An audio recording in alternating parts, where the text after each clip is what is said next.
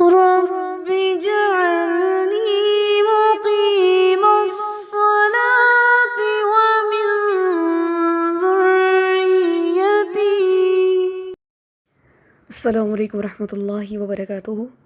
Dear sisters, امید کرتی ہوں آپ سب لوگ خیریت، عافیت و ایمان کی بہترین حالت میں ہوں گے۔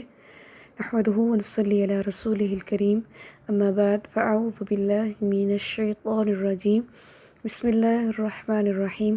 رب اشرح لی صدری ویسر لی امری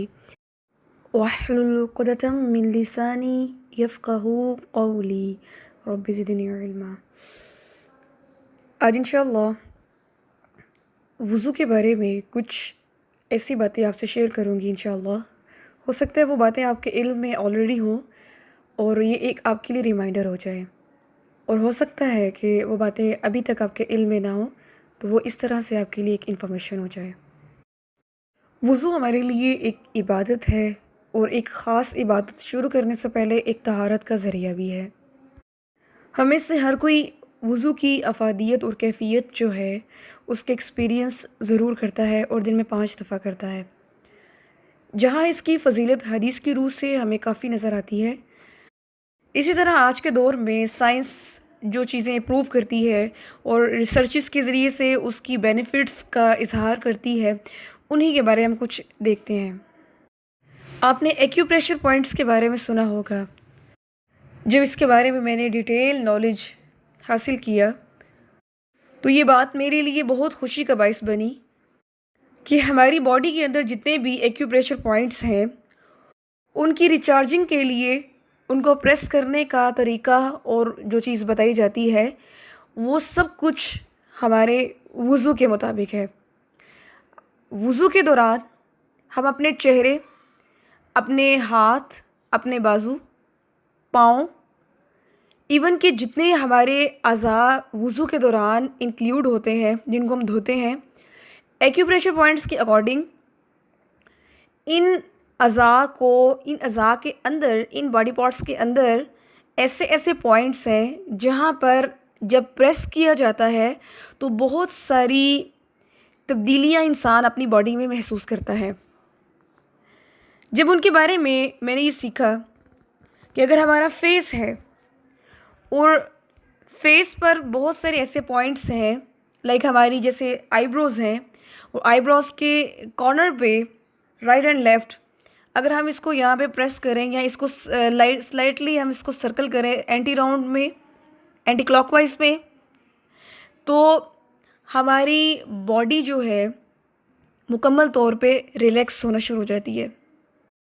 اس کے علاوہ ہماری ہینڈس کی بیک سائڈ میں، فنگرز میں، پام میں ڈفرینٹ انٹرنلی آرگنس سے ریلیٹڈ کچھ پوائنٹس موجود ہیں کہ اگر ان ہینڈس میں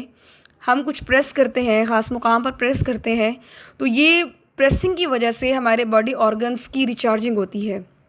بلڈ سرکولیشن جو ہے وہ فاسٹ ہو جاتی ہے اور باڈی ایک دم وارم اپ ہو جاتی ہے۔ جب ان چیزوں کے بارے میں علم حاصل کر رہی تھی، مائنڈ میں جو چیز بار بار آ رہی تھی وہ یہی تھی کہ اسلام کتنا فطرت کے مطابق دین ہے۔ اس کے اندر جو ہماری روحانی، جسمانی، ذہنی، معاشرتی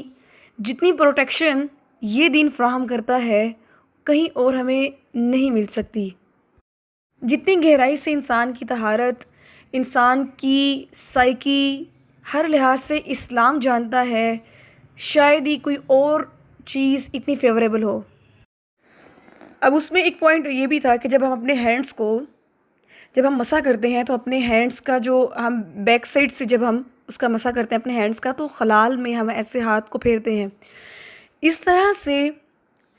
پھیرنے سے، بار بار پھیرنے سے، لائک ہم 3 ٹائم جو ہے وہ وضو کے اندر کرتے ہیں، تو اچھے طریقے سے جب اس کو ہم کرتے ہیں تو ہماری باڈی جو ہے وہ ایک دم سے ریچارج ہو جاتی ہے، بلڈ سرکولیشن جو ہے وہ فاسٹ ہو جاتی ہے اور انسان خود کو ایکٹیو فیل کرنا شروع کر دیتا ہے۔ آپ یقین کریں کہ جب ہم وضو کرتے ہیں تو ڈیفینیٹلی ہم اگر کوئی کام کر رہے ہیں، لائک اگر ہم کمپیوٹر پہ بیٹھ کے، ہم تقریباً 2 گھنٹوں سے ہم کمپیوٹر پہ بیٹھے ہوئے ہیں اور وہاں پر ہم کوئی کام کر رہے ہیں، کچھ اپنا ورکنگ ہو رہی ہے، تو ہماری آئیز جو ہیں، ہمارا مائنڈ آئز جو ہے وہ ایک دم جو ہے وہ تھک چکا ہے، لیکن جو ہی ہم وضو کرتے ہیں، پانی کی ایک اپنی افادیت ہے، جیسے ہم پانی سے اپنے آپ پر ڈالتے ہیں، پھر ہم وضو کرنے والے جتنے بھی اعضاء ہیں وہ دھوتے ہیں، تو ہماری جو ایک ریلیکسیشن پوائنٹ ہے وہ ہائی ہو جاتا ہے، ہم ریلیکس فیل کرتے ہیں، ہم ایک دم ریچارج ہو جاتے ہیں،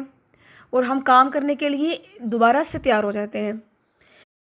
ایک آخری بات کہ جب وضو کے لیے کہا جاتا ہے، احادیث سے یہ چیز معلوم ہوتی ہے کہ وضو جو ہے اس کو اپنے اعضاء کو مل مل کر دھونا چاہیے، یعنی کہ اپنے اعضاء کو یہ نہیں کہ بس پانی بہا دیا اور خود اپنا ہاتھ نہیں پھیرنا۔ اب دیکھیں، ایک اگر ہم اپنے جسم پر پانی ڈالتے ہیں ایک اعضاء پر، تو دوسرے اعضاء کو اس پانی کے ساتھ ہم ہاتھ پھیرتے ہیں تاکہ وہ پانی صحیح سے ایبزارب ہو، صحیح سے چیز جو اعضاء ہے وہ واش ہو جائے۔ اس کا ایک بینیفٹ تو یہ ہے، لیکن دوسرا بینیفٹ یہ ہے کہ جو ہماری باڈی کے اندر جو ہم پوائنٹس کے بارے میں بات کر رہے ہیں، تو ان پوائنٹس کو پھر وہ ہاتھ پھیرنے سے وہ پریس ہوتے ہیں، تو اسی طریقے سے ہماری یہ پھر اس طرح سے باڈی ریچارجنگ کا سسٹم سٹارٹ ہو جاتا ہے۔ یہ تھے کچھ باتیں جو آپ کے ساتھ شیئر کرنا تھی۔ ابھی ہم انشاءاللہ نماز جو ہے اس کو باقاعدہ شروع کرتے ہیں۔ وضو کرنے کے بعد نماز کے لیے جو پہلا سٹیپ ہے، اب ہم وہاں سے آغاز کرتے ہیں،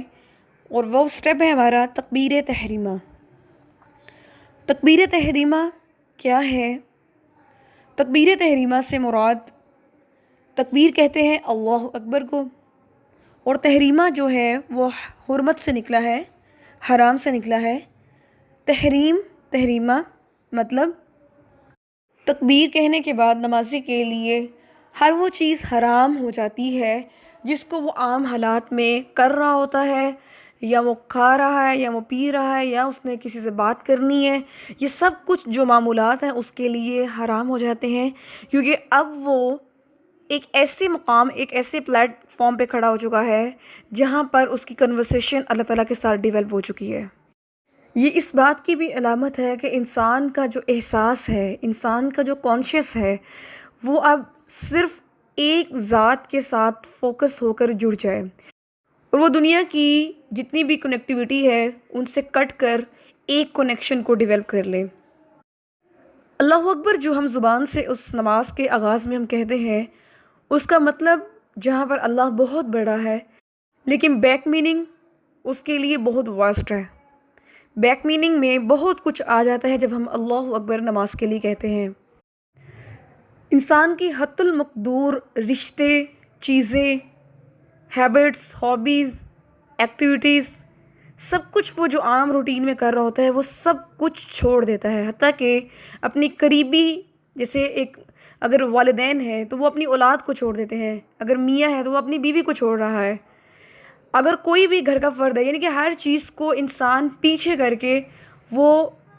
اللہ کے ساتھ خود کو یکسو کر لیتا ہے، جوڑ لیتا ہے۔ اللہ اکبر یعنی اللہ کی بڑائی اس قدر ہوتی ہے کہ اس کے سامنے دنیا کی ہر چیز، ہر رشتہ، ہر ضرورت چھوٹی پڑ جاتی ہے، اور وہ صرف اور صرف اس وقت اس کے لیے جو اہم پرسنالٹی ہوتی ہے، جو اہم ذات ہوتی ہے، وہ صرف اللہ کی ہوتی ہے، اور جس کا حکم وہ ماننے کے لیے سب کچھ چھوڑ دیتا ہے، سب کو پیچھے کر دیتا ہے۔ تکبیر تحریمہ میں اللہ اکبر کہنا جہاں ایک بہت بڑا لفظ ہے، بہت بڑا میننگ رکھتا ہے، وہاں اس کا بہت بڑا ایک احساس بھی ہے جو ہر نمازی کے اندر شعوری طور پہ یہ چیز جگاتا ہے کہ اللہ جس کی بڑائی اب میں بیان کرنے جا رہا ہوں، جس کے سامنے میں اب کھڑا ہو چکا ہوں، اس کے لیے ہر چیز کو چھوڑنا میرے لیے بہت آسان ہے۔ دیکھیں، جب انسان کی ڈیتھ ہوتی ہے تب ایک وہ مقام ہوتا ہے، جب انسان کی ڈیتھ ہوتی ہے تو وہ دنیا کی ہر چیز چھوڑ دیتا ہے، جو اس کی جتنی چاہے عزیز ہو، قریب ہو، لیکن وہ چھوڑ دیتا ہے، اور چیز کیا، وہ تو دنیا چھوڑ دیتا ہے۔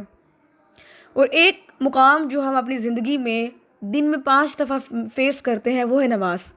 کہ جب ہم نماز کے لیے جائے نماز پر کھڑے ہوتے ہیں تو اس وقت بھی ہم ہر چیز کو چھوڑ دیتے ہیں۔ ہمیں یہ احساس دیتی ہے نماز کہ ایک وقت ایسا آنے والا ہے کہ یہ دنیا، اس کو چھوڑ دیا جائے گا، چھوڑ دیا جائے گا، اور اسی طرح سے نماز کا احساس ہمیں اپنی موت کا بھی کرواتا ہے، یعنی نماز سے